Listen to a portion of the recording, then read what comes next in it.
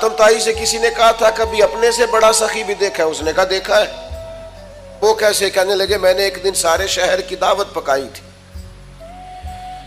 تو میں نے کہا دیکھوں ذرا سارے لوگ آ گئے کہ کوئی رہ گیا ہے، تو میں چہرے پہ نقاب ڈال کے گیا تو ایک بوڑھا آدمی جنگل میں لکڑیاں کاٹ رہا تھا، تو میں نے اسے کہا بزرگوں آپ کو دعوت نہیں ملی؟ آج حاتم طائی کے ہاں دعوت تھی۔ تو کہنے لگا ملی تھی، تو گئے کیوں نہیں؟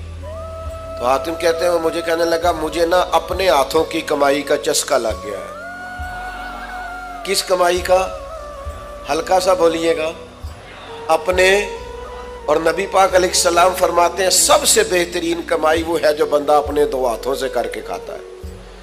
مجھے اپنے ہاتھوں کی کمائی کا چسکا لگ گیا ہے۔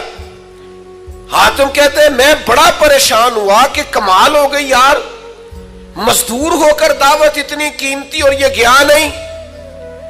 کہتے ہیں میں گھوڑے پہ بیٹھ کے واپس آنے لگا تو پیچھے سے مجھے آواز دی، کہنے لگا یہ 3 دینار میرے بھی لے جانا اور وہاں جو لنگر پکا رہا اسے دے دینا، حاتم طائی کو تو ضرورت نہیں، بڑے بڑے اچھے لوگوں نے دعوت پہ آنا ہے، چلو تھوڑا حصہ میرا بھی پڑ جائے گا۔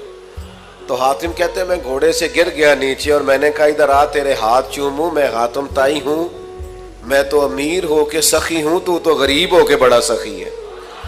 نوجوانوں ہاتھوں کی کمائی، محنت، جد و جہد، یہ سارے بزدل لوگ ڈھونڈا کرتے ہیں۔